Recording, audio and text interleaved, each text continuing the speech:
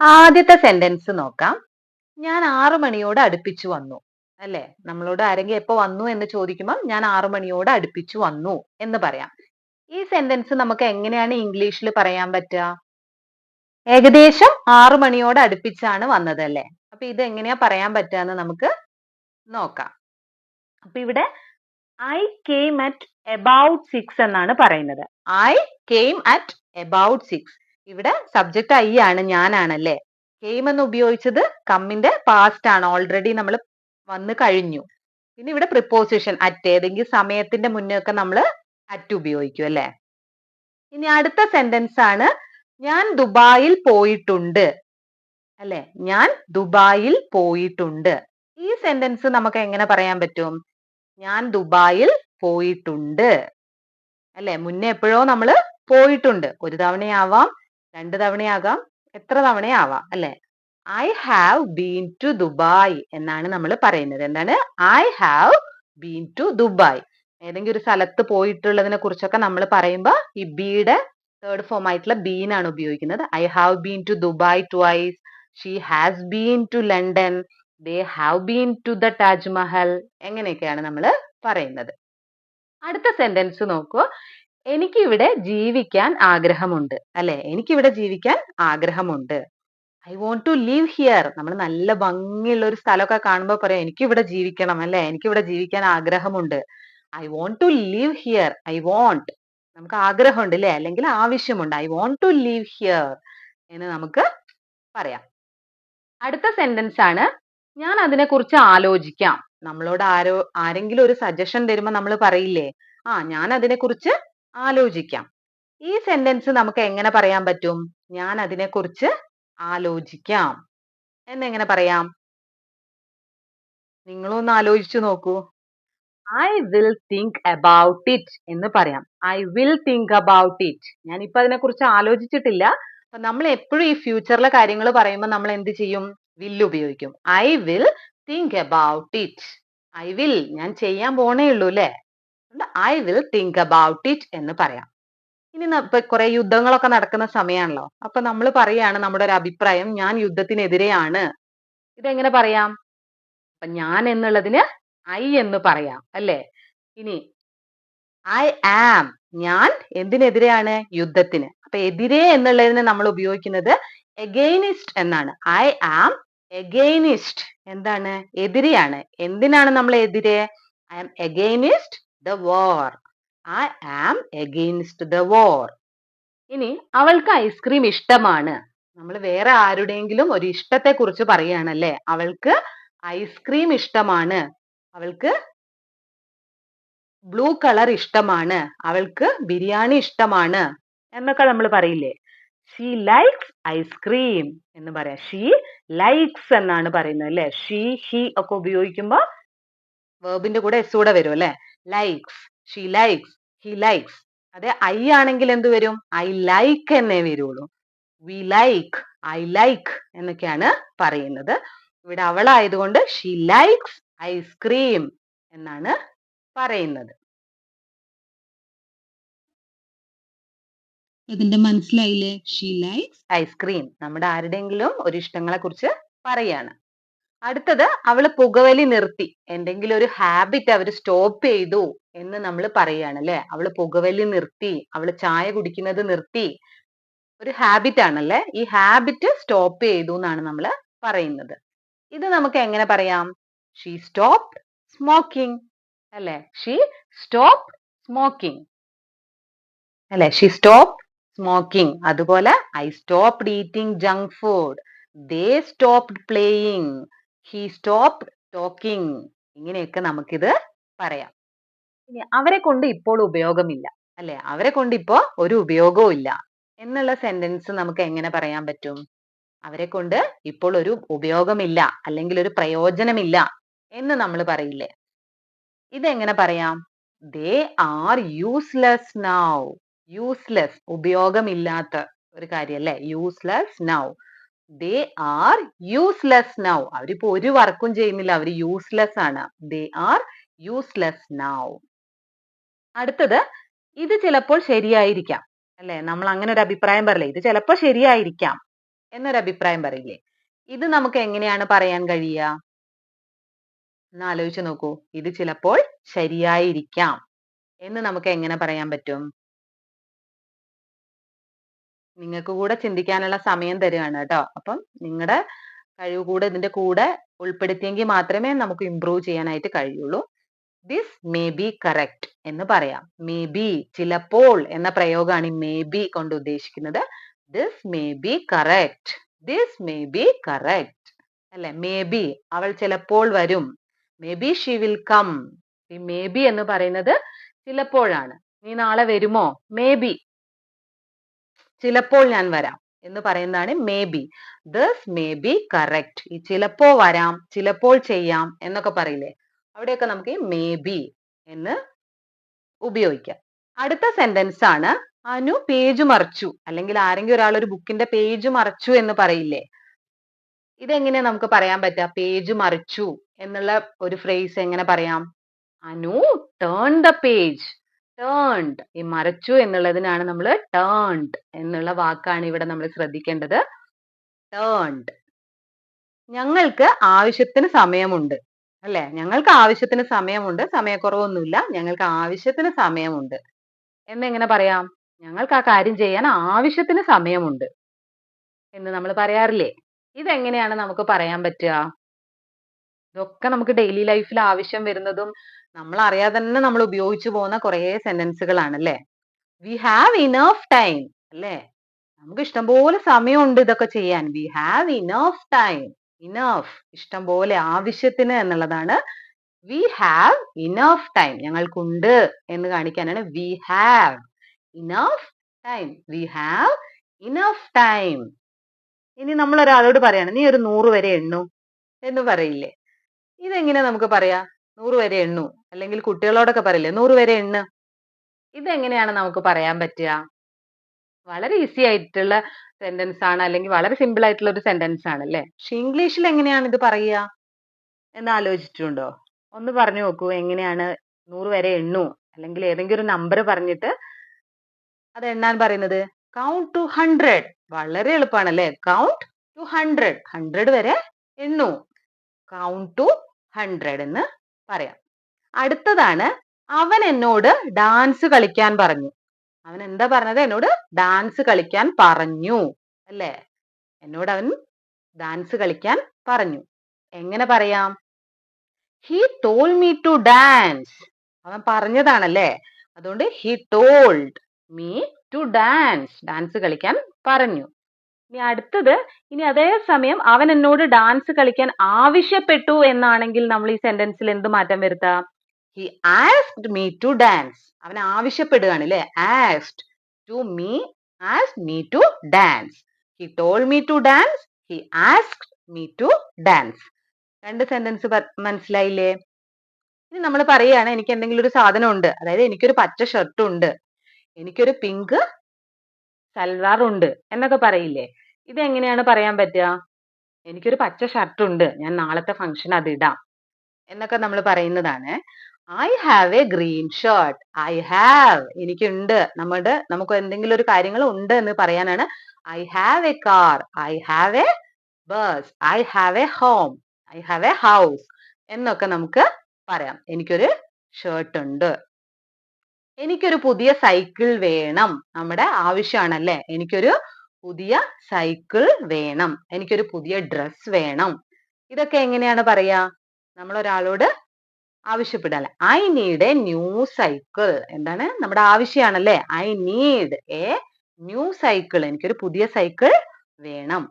ഇനി അടുത്തതാണ് എന്റെ ഡ്രസ് അവിടെയാണ്, അല്ലേ?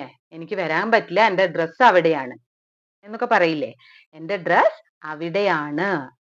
My clothes are there. എന്റെ ക്ലോത്ത്സ് അല്ലേ എവിടെയാണ്? ആർ. ഒരു ഡ്രസ് എന്ന് പറയുമ്പോൾ കുറേ ഉണ്ട്. Are there. My clothes are there. ഇത് മനസ്സിലായില്ലേ? എന്റെ ഡ്രസ് അവിടെയാണ്. My clothes are there. അവൾക്ക് ഈ പൂച്ചകളെ ഇഷ്ടമാണ്, അല്ലേ? അപ്പൊ എന്ത് കാണിച്ചാണ് പറയുന്നേ? ആ പറയുന്ന ആ സിറ്റുവേഷനിൽ അല്ലെങ്കിൽ ആ ഒക്കേഷനിൽ എന്തുണ്ട്? കുറച്ച് പൂച്ചകൾ ഉണ്ട് അല്ലേ? ആ പൂച്ചകളെ കാണിച്ചാണ് പറയുന്നത് അവൾക്ക് ഈ പൂച്ചകളെ ഇഷ്ടമാണ്. She likes these Katz. കുറെ കാറ്റ്സ് ഉണ്ട് അല്ലെ, അതുകൊണ്ടാണ് ദീസ് എന്ന് ഉപയോഗിച്ചത്. ഒരു കാറ്റ് ആണെങ്കിൽ ഷീ ലൈക്സ് ദിസ് കാറ്റ് എന്ന് പറയാം. കുറെ ഉള്ളതുകൊണ്ട് ദീസ് കാറ്റ്സ്. ഇനി അവൾക്ക് നോർമൽ ആയിട്ട് പൂച്ചകളെ ഇഷ്ടമാണെന്ന് എങ്ങനെ പറയാം? She likes Katz. ദീസ് ഒന്നും ഉപയോഗിക്കേണ്ട. She likes Katz. She likes these Katz എന്ന് പറഞ്ഞാൽ ഇവിടെ ഉള്ള ഈ കാറ്റ്സുകളെ അവൾക്ക് ഇഷ്ടമാണ്. അപ്പൊ മനസ്സിലായില്ലേ രണ്ടും? നോർമൽ ആയിട്ട് നമ്മൾ ഇഷ്ടമാണെന്ന് പറയാൻ ഷീ ലൈക്സ് കാറ്റ്സ് എന്ന് പറഞ്ഞാൽ മതി. ആരോ എന്റെ ബാഗ് മോഷ്ടിച്ചു അല്ലെ, ആരാന്ന് അറിയില്ല, ആരോ എന്റെ ബാഗ് മോഷ്ടിച്ചു. എങ്ങനെ പറയാം? ഈ ആരോ എന്നുള്ളതിന് നമുക്ക് എന്ത് പറയാം? ആരോ ഒരാൾ അല്ലെ, ആരാണ്? സംവൺ എന്ന് പറയാം. സംവൺ എന്ന് പറയാം. ആരോ ഒരാൾ അല്ലെ, അയാളെയാണ് നമ്മൾ സംവൺ, നമുക്ക് അറിയാത്ത ഒരാൾ. ആരോ, അയാൾ എന്താണ് ചെയ്തത്? സ്റ്റോൾ ചെയ്തു. അപ്പൊ എന്താ ചെയ്തത്? ഓൾറെഡി കഴിഞ്ഞു അല്ലെ. അപ്പൊ സംവൺ സ്റ്റോൾ മൈ ബാഗ് എന്ന് പറയാം. Someone stall my bag. Someone stall my bag. നിങ്ങൾ തെറ്റിദ്ധരിച്ചു അല്ലെ, ഞാൻ അതല്ല ഉദ്ദേശിച്ചത്, പക്ഷെ നിങ്ങൾ തെറ്റിദ്ധരിച്ചു. പറയാറില്ലേ? എപ്പോഴും ആവശ്യം വരാറില്ലേ? ഇതെങ്ങനെ പറയാം? നിങ്ങൾ എന്നുള്ളതിന് നമ്മൾ എന്തുപയോഗിക്കും? യു എന്ന് ഉപയോഗിക്കാം അല്ലെ. നിങ്ങൾ എന്താണ് ചെയ്തത്? തെറ്റിദ്ധരിച്ചു. യു ഹാവ് എന്ന് പറയാം. നമ്മൾ എന്താണ് ചെയ്തത്? യു ഹാവ് എന്താണ്?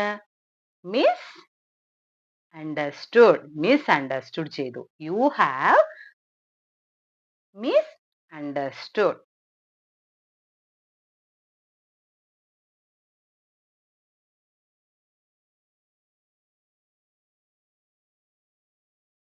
യു ഹാവ് മിസ് അണ്ടർസ്റ്റുഡ് അല്ലെ, തെറ്റിദ്ധരിച്ചു, നിങ്ങൾ തെറ്റായി മനസ്സിലാക്കി. യു ഹാവ് മിസ് അണ്ടർസ്റ്റുഡ് എന്ന് പറയാം. മനസ്സിലായോ? വളരെ ഈസി അല്ലേ ഇത്? ഇനി നമ്മൾ ഒരാളോട് ചോദിക്കുകയാണ്, അയാളുടെ കയ്യിലിരിക്കുന്ന സാധനം അതെനിക്ക് തരൂ, അതെനിക്ക് തരൂ അല്ലെ, ഒരു റിക്വസ്റ്റ് ആണ് അല്ലെ, അതെനിക്ക് തരൂ. പൊളൈറ്റ് ആയിട്ടാണ് ചോദിക്കുന്നത്, അതെനിക്ക് തരൂ. എങ്ങനെ ചോദിക്കാം? അതെനിക്ക് തരൂ. തരൂ എന്നുള്ളതിന് നമ്മൾ എന്താണ് ഉപയോഗിക്കുക? ഗിവ്. Give it. അതാണ് അല്ലെ, എന്താ സാധനം നമുക്ക് അറിയില്ല. Give it to me. തരൂ. Give it to me. Give it to me. ഇനി എന്തെങ്കിലും സാധനങ്ങൾ നമ്മൾ ചോദിക്കുകയാണെങ്കിൽ അത് അതിനിടയ്ക്ക് ചേർക്കാം. അവനും ഞാനും അധ്യാപകരാണ്. അപ്പൊ ഈ സെന്റൻസ് നമുക്ക് എങ്ങനെ പറയാം? അവനും ഞാനും അധ്യാപകരാണ്. നമ്മൾ രണ്ടുപേരും അധ്യാപകരാണ് എന്നാണ് മീനിങ് അല്ലെ. അപ്പൊ അവൻ എന്നുള്ളതിന് നമുക്ക് എന്ത് പറയാം? ഹി ആൻഡ് ഐ എന്ന് പറയാം. He and I. അവനും ഞാനും. ഹി ആൻഡ് ഐ എന്ന് പറയുമ്പോ രണ്ടുപേരായി. അപ്പൊ രണ്ടുപേര് വരുമ്പോ സ്വാഭാവിക ഈസ് ഉപയോഗിക്കാൻ പാടുണ്ടോ? ഇല്ല, ആർ ഉപയോഗിക്കണം. He and I R teachers എന്ന് പറയാം. ഇവിടെ ഹി ആൻഡ് ഐക്ക് പകരം ഐ ആൻഡ് ഹി എന്ന് ഉപയോഗിക്കാൻ പറ്റുമോ? ഇല്ല.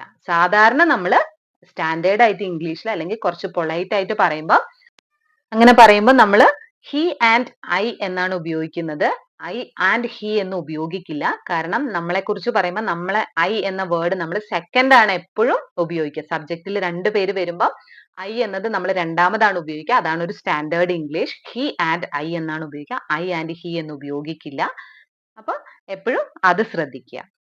അടുത്ത സെന്റൻസ് ആണ്, അവൻ ഊണ് കഴിക്കാൻ തുടങ്ങി അല്ലെ. അവൻ ഊണ് കഴിക്കാൻ തുടങ്ങി. അവൻ എന്തെങ്കിലും ഒരു കാര്യം ചെയ്യാൻ തുടങ്ങി എന്ന് പറയുന്നതാണ് അല്ലെ. അപ്പോ ഇതെങ്ങനെയാണ് ഇംഗ്ലീഷിൽ പറയുന്നത് എന്ന് നമുക്കൊന്ന് ചെക്ക് ചെയ്താലോ. അപ്പൊ അവൻ എന്നുള്ളതിന് നമുക്ക് ഹി എന്ന് പറയാം. തുടങ്ങി എന്നുള്ളതിന് ഓൾറെഡി തുടങ്ങിയതുകൊണ്ട് ബിഗാൻ എന്ന് പറയാം. ഹി ബിഗാൻ ടു എന്താണ് തുടങ്ങിയത്? കഴിക്കാൻ തുടങ്ങി. അപ്പൊ eat. He began to eat lunch. ഊണ് എന്നുള്ളതിന് ലഞ്ച് എന്ന് പറയാം. He began to eat lunch. അടുത്ത സെന്റൻസ് ആണ്, അവൻ എപ്പോഴും പഠിച്ചുകൊണ്ടിരിക്കും അല്ലെ. അവൻ എന്തെങ്കിലും ഒരു ആക്ടിവിറ്റി അവൻ എപ്പോഴും ചെയ്തുകൊണ്ടിരിക്കും, അവൻ എപ്പോഴും പഠിച്ചുകൊണ്ടിരിക്കും എന്നൊക്കെ പറയില്ലേ. ഇങ്ങനെ ഒരു കാര്യം എപ്പോഴും ചെയ്തുകൊണ്ടിരിക്കുന്നു എന്ന് പറയുന്നത് എങ്ങനെയാണ്? അവൻ എന്നുള്ളതിന് നമുക്ക് ഹി എന്ന് പറയാം. ഇനി എന്താണ് വരിക? അവൻ എപ്പോഴും പഠിച്ചുകൊണ്ടിരിക്കും അല്ലെ. ഹി ഈസ് ഓൾവേസ് എന്ന് പറയാം അല്ലെ, എപ്പോഴും. ഹി ഈസ് ഓൾവേസ്, എന്താണ് അവൻ ഓൾവേസ് ചെയ്തുകൊണ്ടിരിക്കുന്നത്? സ്റ്റഡി ചെയ്തുകൊണ്ടിരിക്കുകയാണ് അല്ലെ. അപ്പൊ സ്റ്റഡിയിങ് ING ഫോം വരും. He is always studying. He is always studying. അപ്പൊ ഹി ഈസ് ഓൾവേസ് സ്റ്റഡിയിങ്, എപ്പോഴും എന്നുള്ളതിനാണ് നമ്മൾ ഓൾവേസ് എന്ന് ഉപയോഗിച്ചത്. അടുത്ത സെന്റൻസ് ആണ്, എക്സാം എങ്ങനെ ഉണ്ടായിരുന്നു, അല്ലെങ്കിൽ ഒരു ഫംഗ്ഷൻ എങ്ങനെ ഉണ്ടായിരുന്നു എന്നൊക്കെ നമ്മൾ ചോദിക്കില്ലേ. ഇതൊക്കെ എങ്ങനെ ചോദിക്കാം? നമ്മളൊരു മാരേജിന് പോയാല് മാരേജ് എങ്ങനെ ഉണ്ടായിരുന്നു, ഒരു ഫംഗ്ഷൻ എങ്ങനെ ഉണ്ടായിരുന്നു, എക്സാം എങ്ങനെ ഉണ്ടായിരുന്നു, ഇന്നലത്തെ ദിവസം എങ്ങനെ ഉണ്ടായിരുന്നു, ഇത്തരം ക്വസ്റ്റ്യൻസ് ഒക്കെ നമ്മൾ ചോദിക്കില്ലേ. അപ്പൊ ഹൗ എന്നാണ്, എങ്ങനെ, ഹൗ എന്നാണ് നമ്മൾ തുടങ്ങുന്നത്. ഹൗ വാസ് ദ എക്സാം എന്നാണ് നമ്മൾ ചോദിക്കുന്നത്. How was the exam, exam എങ്ങനെയുണ്ടായിരുന്നു. ഹൗ വാസ് ദ ഫംഗ്ഷൻ എന്ന് ചോദിക്കാം. ഹൗ വാസ് ദ മാരേജ് എന്ന് വേണമെങ്കിൽ നമുക്ക് ചോദിക്കാം. അപ്പൊ ഇത്തരത്തിലുള്ള ഒരു ദിവസം എങ്ങനെയുണ്ടായിരുന്നു, അല്ലെങ്കിൽ എന്തെങ്കിലും ഒരു പരിപാടി എങ്ങനെയുണ്ടായിരുന്നു, അല്ലെങ്കിൽ ഇതുപോലെ എക്സാം എങ്ങനെയുണ്ടായിരുന്നു, എങ്ങനെയുണ്ടായിരുന്നു എന്ന് ചോദിക്കാൻ നമുക്ക് how was the exam, how was the marriage, how was the function എന്നൊക്കെ നമുക്ക് ചോദിക്കാനായിട്ട് കഴിയും. അതായത് ഇത് മീൻ ചെയ്യുന്നത്, നമ്മളെ കഴിഞ്ഞുപോയ ഒരു കാര്യം അത് എങ്ങനെ ഉണ്ടായിരുന്നു എന്ന് നമ്മൾ ചോദിക്കാൻ അല്ലെ. ഹൗ വാസ് ദ ഫുഡ്, നമ്മൾ ഫുഡ് കഴിച്ചു വന്നതിന് ശേഷം ചോദിക്കാൻ അല്ലെ, ഹൗ വാസ് ദ ഫുഡ്. ഇനി ഞാൻ പോയി കൈ കഴുകട്ടെ, എങ്ങനെ പറയാം? നമ്മൾ ഒരാളോട് പറയാണ് അല്ലെ, നീ കഴിക്കും, ഞാൻ പോയി കൈ കഴുകട്ടെ. എങ്ങനെ പറയാം? ഞാൻ എന്നുള്ളതിന് ഐ എന്ന് പറയാം. ഐ വിൽ എന്ന് സ്റ്റാർട്ട് ചെയ്യാം അല്ലെ. കഴുകിയിട്ടില്ലല്ലോ, നമ്മൾ എപ്പോഴും പറഞ്ഞു ഇനി ചെയ്യാൻ പോകുന്ന കാര്യങ്ങൾ പറയുമ്പോൾ നമ്മൾ will ആണ് ഉപയോഗിക്കുന്നത്. I will go and wash my hand. I will go wash my hands എന്ന് പറയാം. I will go and wash my hands എന്ന് പറയാം. ഇനി പറയുന്നതാണ്, ആരും എന്നെ മനസ്സിലാക്കുന്നില്ല അല്ലെ. നമ്മൾ ചിലപ്പോൾ ഒരു ചെറിയ പരാതിയൊക്കെ ആയിട്ട് പറയും, ആരും എന്നെ മനസ്സിലാക്കുന്നില്ല അല്ലെ. പല സിറ്റുവേഷൻസിൽ നമുക്ക് ഇങ്ങനെ പറയേണ്ടി വരും. അപ്പൊ ഇതെങ്ങനെ പറയും? ആരും എന്നുള്ളതിന് നോബഡി എന്ന് പറഞ്ഞു. നമ്മൾ നേരത്തെ ആരോ എന്ന് പറഞ്ഞു അല്ലെ, സംവൺ. ഇവിടെ ആരും ഇല്ല എന്നുള്ള ഒരു അർത്ഥം വരുന്നോണ്ടാണ് നോബഡി എന്ന് പറയുന്നത്. Nobody understands me. നേരത്തെ മിസ്അണ്ടർസ്റ്റുഡ് ആയിരുന്നു, ഇവിടെ നോബഡി അണ്ടർസ്റ്റാൻഡ്സ് മീ, ആരും എന്നെ മനസ്സിലാക്കുന്നില്ല.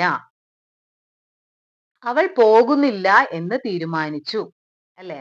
എന്താ അവള് പോകാത്തെ എന്ന് ചോദിക്കുമ്പോ അവള് പോകുന്നില്ല എന്ന് തീരുമാനിച്ചു. അവളാണ്, അവൾ എന്നുള്ളതിന് നമ്മൾ എന്ത് പറയും? ഷീ. തീരുമാനിക്കുക എന്നുള്ളതിന് നമുക്കറിയാം ഡിസൈഡ് ചെയ്യാൻ നമ്മൾ പറയാറുണ്ട് അല്ലെ. ഓൾറെഡി തീരുമാനിച്ചത് കൊണ്ട് ഡിസൈഡഡ് എന്ന് പറയാം. She decided not to go അല്ലെ, പോവാനല്ല തീരുമാനിച്ച. ഷീ ഡിസൈഡഡ് ടു ഗോ എന്ന് പറഞ്ഞാൽ അവള് പോകാൻ തീരുമാനിച്ചു.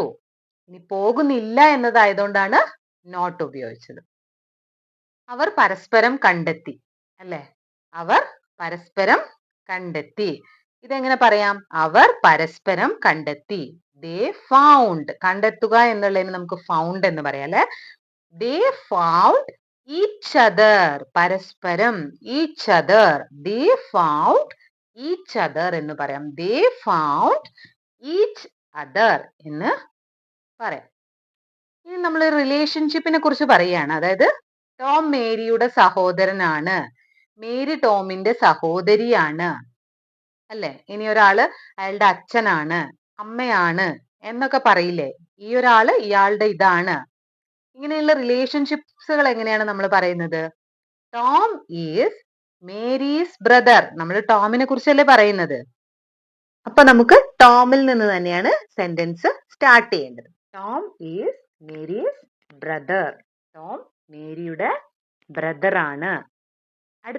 അടുത്തതാണ്, വേറെ എന്തൊക്കെയുണ്ട് നിന്റെ കയ്യിൽ എന്ന് നമ്മൾ എങ്ങനെ ചോദിക്കും അല്ലെ. അയാളുടെ കയ്യിൽ കുറെ സാധനങ്ങളുണ്ട്, ഇനി വേറെ എന്തൊക്കെയുണ്ട് നിന്റെ കയ്യിൽ എന്ന് ചോദിക്കാം. അല്ലെങ്കിൽ ഒരു ദേഷ്യം വരുന്ന സിറ്റുവേഷനിൽ ചോദിക്കുക, ഇത്രയൊക്കെ നീ ചെയ്തു, ഇനി നിന്റെ കയ്യിൽ വേറെ എന്തൊക്കെയുണ്ട്, അങ്ങനെ വേണമെങ്കിലും ചോദിക്കാം.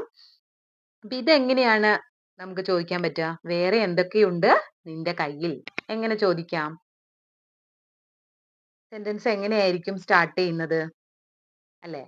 എന്തൊക്കെയുണ്ട്? What else do you have? നിന്റെ കയ്യിൽ വേറെ എന്തൊക്കെയുണ്ട്? What else do you have? What else? വേറെ എന്തൊക്കെ എന്നുള്ള അർത്ഥത്തിലാണ് അത് ചോദിക്കുന്നത്. What else do you have? എന്ന് ചോദിക്കാം. ഇനി അതേ രീതിയിൽ വരുന്ന വേറൊരു ചോദ്യമാണിത്. വേറെ എന്താണ് നിനക്ക് വേണ്ടത്? അല്ലെ? നേരത്തെ നിന്റെ കയ്യിൽ വേറെ എന്തൊക്കെയുണ്ട് എന്നായിരുന്നു ചോദിച്ചത്. ഇനി നിനക്ക് വേറെ എന്താണ് വേണ്ടത് എന്ന് നമുക്ക് ചോദിക്കാം. അപ്പൊ ഈ വേറെ എന്താണ് എന്നുള്ളത് അവിടെ പോലെ തന്നെ നമുക്ക് ഇവിടെ യൂസ് ചെയ്യാം അല്ലെ? What else എന്നുള്ളത് ഇവിടെ ഉപയോഗിക്കാം. വ്യത്യാസം വരുന്നത് എവിടെയാണ്? Do you want? അവിടെ do you have ആയിരുന്നു. അത് അയാളുടെ കയ്യിലുള്ള കാര്യങ്ങളെ കുറിച്ച് ചോദിക്കുന്നുണ്ട്. ഇനി നിനക്ക് എന്താണ് വേണ്ടത് എന്നായതുകൊണ്ട് what else do you want എന്ന് ചോദിക്കാം. What else do you want എന്ന് ചോദിക്കാം. അപ്പൊ മനസ്സിലായില്ലേ? രണ്ട് ക്വസ്റ്റ്യൻസ് എങ്ങനെ ചോദിക്കാം എന്ന് മനസ്സിലായില്ലേ? ഇനി നമ്മള് നിന്റെ സഹോദരൻ എവിടെയാണ്? അല്ലെ? നമ്മളോട് ചോദിക്കാം. നമുക്ക് ചിലപ്പോൾ ആരോടെങ്കിലും ചോദിക്കേണ്ടി വരും. നിന്റെ സഹോദരി എവിടെയാണ്? നിന്റെ സിസ്റ്റർ എവിടെയാണ്? നിന്റെ ബ്രദർ എവിടെയാണ്? എന്നൊക്കെ നമ്മൾ ചോദിക്കില്ലേ? ഇതെങ്ങനെയാണ് ചോദിക്കുക? കുറെ നാളുകളൊക്കെ കൂടി കാണുമ്പോ ആയിരിക്കും അല്ലെ നമ്മൾ ഇത്തരത്തിലുള്ള ക്വസ്റ്റ്യൻസ് ഒക്കെ ചോദിക്കുന്നത്. നിനക്കൊരു സഹോദരി ഉണ്ടായിരുന്നില്ലേ? അവളിപ്പോ എവിടെയാണ്? എന്നൊക്കെ ചോദിക്കില്ലേ? Where is your brother? വളരെ എളുപ്പാണല്ലേ? നമ്മൾ എവിടെ? Where is your brother? നിന്റെ ബ്രദർ എവിടെയാണ്? Where is your brother? Where is your sister? എന്ന് ചോദിക്കാം. എനിക്ക് രാത്രി ഉറങ്ങാൻ കഴിയുന്നില്ല അല്ലെ? കുറെ ദിവസമായിട്ട് നമുക്ക് എന്ത് പറ്റുന്നില്ല? ഉറക്കം കിട്ടുന്നില്ല അല്ലെങ്കിൽ ഉറങ്ങാൻ കഴിയുന്നില്ല. എന്തെങ്കിലും ഒരു കാര്യം ചെയ്യാൻ പറ്റുന്നില്ല എന്ന് പറയാൻ നമ്മൾ എന്ത് ഉപയോഗിക്കും? അതെങ്ങനെ പറയാം? അതിനാണ് അതായത് കഴിയും, എന്നെ കൊണ്ട് പറ്റും എന്നുള്ള കാര്യത്തിനാണ് നമ്മൾ ഈ can എന്ന് ഉപയോഗിക്കുന്നത്. അപ്പൊ ഈ കഴിയുന്നില്ല എന്ന് കാണിക്കാൻ നമുക്ക് can't എന്ന് ഉപയോഗിക്കാം. I can't sleep at night. അല്ലെ? I can't. എനിക്ക്